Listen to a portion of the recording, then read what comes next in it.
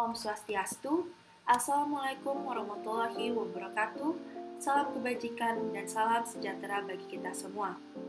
Pada video kali ini, kami dari kelompok 9 kelas C akan mempresentasikan hasil kerja kami dengan judul Peranan Pangan Hewani dalam Pemenuhan Gizi Masyarakat. Pertama-tama, kami akan memperkenalkan diri terlebih dahulu.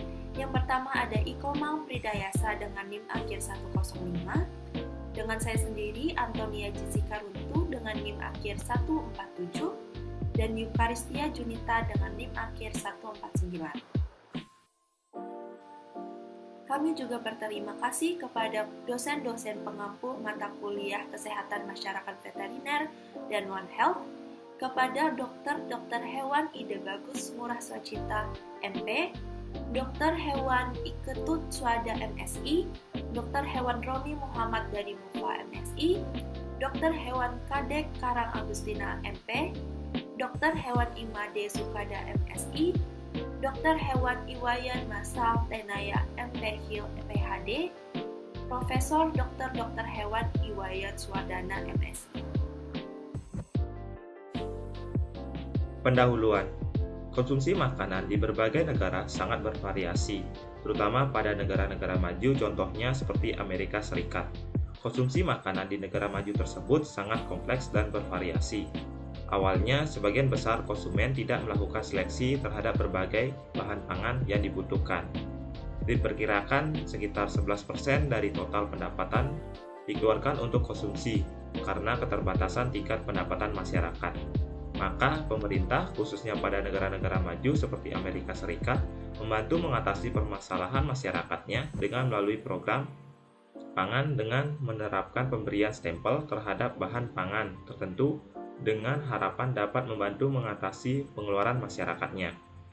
Dengan program ini, lebih dari 9 juta keluarga di Amerika Serikat dapat tertolong dalam membatasi pengeluaran dengan melakukan seleksi terhadap kebutuhan bahan pangannya yang didasarkan atas seleksi menurut cita rasa, kandungan gizi, keseimbangan gizi, serta beberapa pemilihan yang didasarkan atas pertimbangan kepercayaan atau agama dan lain-lain, serta lebih mempertimbangkan atas ketimbangan masalah kesehatan.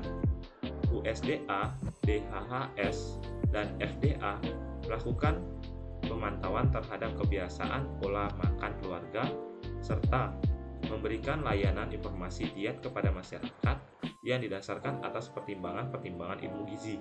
Nah, terlihat pada piramida makanan ini bahwa porsi terbesar konsumsi makanan sehari-hari menempatkan kelompok roti, kacang-kacangan, dan beras yang merupakan sumber karbohidrat. Mesti disediakan 6-11 porsi per bagian. Kemudian disusul oleh kelompok sayuran 3-5 bagian, selanjutnya buah-buahan 2-4 bagian, sedangkan daging, telur, ikan, susu, dan keju sekitar 2-3 bagian, dan sisanya adalah kelompok lemak dan gula sebagai bahan terkecil dari porsi makanan secara keseluruhan. Baik, selanjutnya ada komposisi dan nilai gizi daging. Yang pertama ada protein. Protein merupakan sumber asam amino yang diperlukan untuk membangun dan memelihara jaringan tubuh. Di samping itu, protein juga berperan dalam pengaturan berbagai proses di dalam tubuh. Protein pada daging sebagian besar terdapat dalam otot dan jaringan ikat. Sebagian besar protein tersebut adalah berupa miofibril. Daging segar tanpa lemak mengandung 19-23% protein.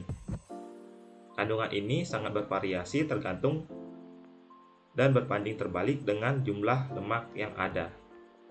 Nah, pada daging yang dimasak dapat terjadi penurunan kadar air dan lemak sekitar 25-30%. Protein daging umumnya terhitung sebagai bagian terbesar dari tiap protein yang dikonsumsi. Daging unggas dan produk ikan diperkirakan menyumbang 43-110 gram protein yang dikonsumsi setiap harinya. Tingginya kandungan protein pada daging mengakibatkan daging merupakan sumber protein berkualitas tinggi. Tingginya kualitas protein ini adalah akibat dari tingginya kandungan asam amino esensialnya yang diperlukan oleh tubuh. Akibatnya dari daya tahan cernanya yang tinggi dan mudahnya diserap oleh tubuh karena kemampuannya itu untuk memacu pertumbuhan yang cepat bila dikonsumsi. Maka protein hewani dianggap memiliki nilai biologis yang sangat tinggi. Selanjutnya ada lemak dan kalori. Kandungan lemak pada daging umumnya bervariasi.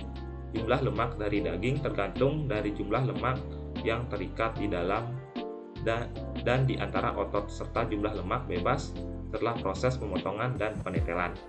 Komposisi lemak yang perlu diperhatikan ditinjau dari sudut pandang gizi adalah trigliserida, fosfolipida, kolesterol, dan dalam jumlah tertentu dari pelarut protein. Tingginya konsumsi asam lemak jenuh akan memberikan kontribusi terhadap munculnya penyakit kardiovaskuler. Sebagian besar minyak sayuran kurang mengandung asam lemak jenuh sehingga lebih disarankan untuk dikonsumsi jika dibandingkan dengan konsumsi lemak asal daging. Kolesterol adalah komponen dari lemak daging. Kadar kolesterol yang tinggi pada darah manusia memberikan kontribusi meningkatnya peluang terserangnya penyakit kardiovaskuler. Akan tetapi, belum ditemukan adanya kaitan langsung antara tingginya asupan kolesterol dari daging dengan tingginya kadar kolesterol darah pada orang yang normal. Baik, selanjutnya yang ketiga yaitu karbohidrat. Daging segar mengandung karbohidrat kurang dari 1%. Sebagian besar karbohidrat berada dalam bentuk glikogen dan asam laktat. Hati adalah tempat penyimpanan utama dari glikogen, sehingga sebagian besar karbohidrat dalam tubuh hewan terdapat pada organ hati. Daging segar kurang mengandung karbohidrat. Produk daging olahan seperti sosis dan daging asupan mengandung gula ataupun karbohidrat lainnya akibat ditambahkan dari luar selama proses pembuatannya. Penambahan karbohidrat biasanya dibatasi antara 1-11%, tetapi kebanyakan produk lain mengandung karbohidrat hingga sampai 12%. Baik, yang keempat selanjutnya adalah vitamin. Daging merupakan sumber vitamin B kompleks yang sangat baik, tetapi minim kandungan vitamin C, kecuali hati yang minim vitamin A, D, E, dan K. Semua vitamin B kompleks dijumpai dalam daging. Vitamin B6 paling banyak terdapat dalam daging ayam atau unggas, serta vitamin B6 dan B12 paling banyak ditemukan pada daging sapi. Daging merah dan daging unggas diperkirakan lebih dari 63% sebagai sumber vitamin B12. Yang kelima ada mineral. Daging umumnya merupakan sumber segala mineral kecuali kalsium. Kalsium umumnya ditemukan pada tulang dan gigi, dan hanya sebagian kecil saja yang ditemukan pada otot dan jaringan yang bisa dimakan. Daging merupakan sumber yang baik untuk zat besi yang sangat esensial untuk melihara kesehatan. Untuk melihara kesehatan zat besi diperlukan untuk mensintesis hemoglobin, mioglobin, dan enzim-enzim tertentu. Karena hanya sedikit zat besi yang tersimpan dalam tubuh, maka pemasukan atau asupan zat besi menjadi sangat penting. Zat besi asal daging juga merupakan bentuk yang mudah diserap. Jumlah zat besi yang diserap tergantung dari keadaan zat besi dari konsumen dan jenis makanan yang dikonsumsi. Di dalam daging sekitar 40-60% zat besi terikat dalam bentuk Fe yang mudah diserap. Jenis daging. Setiap jenis, macam, bagian daging memiliki kandungan protein dan lemak yang berbeda-beda jika dibandingkan dengan otot. Dalam hal ini, jenis macam daging sering dianggap sebagai sumber protein dan vitamin yang memiliki nilai ekonomis.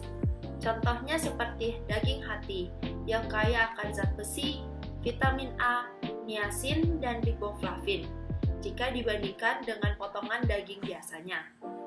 Atas dasar itu, para ahli gizi menyatakan untuk menggunakan hati sebagai bagian dari diet secara teratur. Daging olahan.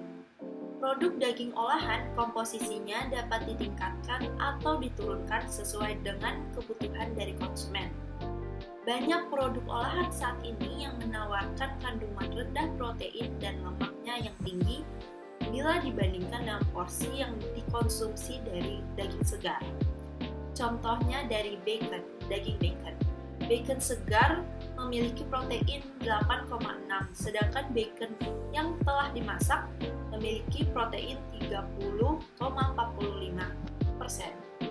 Kemudian kadar air bacon segar 31,58%, sedangkan persen bacon yang dimasak kadar airnya 12,94%.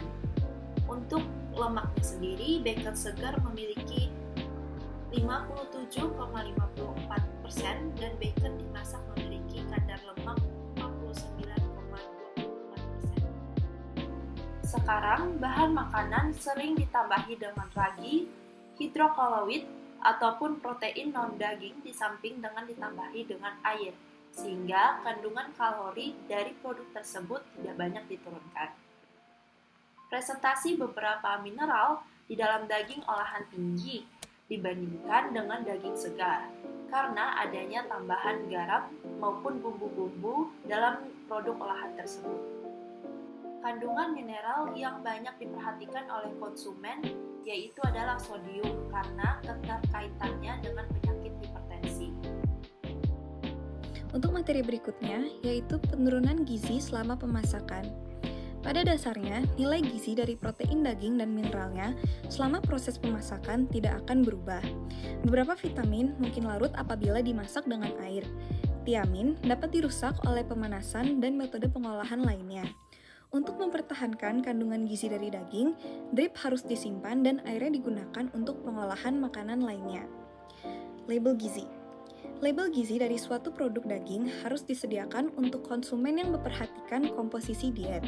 Informasi komposisi tersedia dalam Nutrition Facts didasarkan pada analisis kimia atau database dan formulasi produk. Selanjutnya untuk penutup akan dibagi menjadi dua yaitu kesimpulan dan saran. Kesimpulan, daging merupakan sumber protein berkualitas tinggi. Protein daging terdapat dalam otot dan jaringan ikat. Jumlah lemak dalam daging bergantung dari jumlah lemak yang terikat dalam otot, serta jumlah lemak bebas setelah proses pemotongan dan pendedelan. Label gizi dari suatu produk daging harus disediakan dalam Nutrition Facts. Saran, untuk mempertahankan kandungan gizi dari daging, drip harus disimpan dan airnya digunakan untuk pengolahan makanan lainnya. Sekian video presentasi kami dari kelompok C9. Jika ada kesalahan maupun kekurangan dalam tutur kata, mohon dimaafkan. Sekian dan terima kasih.